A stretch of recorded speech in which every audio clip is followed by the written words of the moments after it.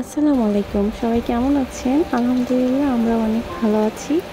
দেখতে পাচ্ছেন অনেক বৃষ্টি হচ্ছে।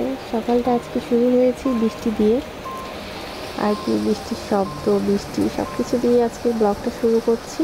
কেমন লাগতেছে আপনাদের কাছে আমার ব্লগগুলো? ভালো লাগলে কমেন্টে অবশ্যই জানাবেন। যাই হোক, এই যে দেখতে পাচ্ছেন প্রচুর বৃষ্টি হচ্ছে। বৃষ্টি দিয়েই আজকে দিনটা শুরু। জানি না কতক্ষণ পর্যন্ত থাকবে। আজকে সারাদিন কী করলাম, কী রান্নাবান্না করলাম সেগুলোই শেয়ার করব। কারণ বৃষ্টির দিনে আসলে বাইরে বের হয়ে যাওয়া যায় না, মানে ঘরেই বেশি থাকা হয় যদি কোনো ইমার্জেন্সি কাজ না থাকে আর কি। যাই হোক, বৃষ্টি আর কি শব্দটা আসলে খুবই ভালো লাগে মাঝে মাঝে। আজকে বৃষ্টি থেকেই শুরু। এদিকে দেখুন সকালে নাস্তা বানিয়েছি, রিশানকে আর কি খাওয়াবো।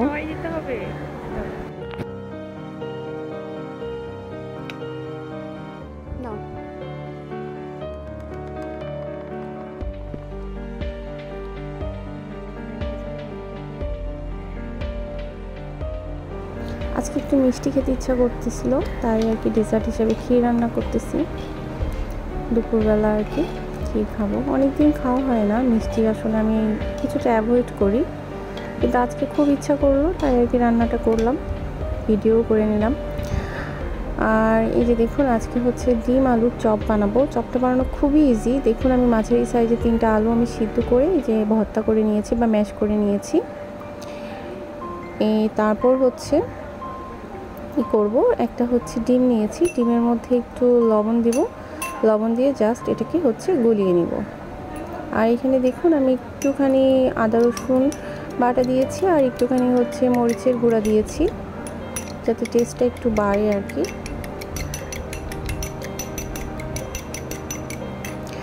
তারপর এই যে দেখুন দুপুরের জন্য আর কি মুরগির রোস্ট রান্না করব। এদিকে দেখুন মুরগিটা না, যাদের আর কি গন্ধ লাগে তাদের জন্য বলছি, এরকম 20 মিনিট মতো সামান্য একটু ভিনেগার দিয়ে পানিতে এইভাবে ডুবিয়ে রাখবেন, তাহলে দেখবেন গন্ধটা থাকবে না। তারপর দেখুন চুলাতে এদিকে হচ্ছে আমি একটু কড়াই বসিয়ে দিয়েছি, এখানে সামান্য একটু সয়াবিন তেল দিব। তারপর এর মধ্যে দিয়ে দিচ্ছি কিছু হচ্ছে পেঁয়াজ মরিচ কুচি,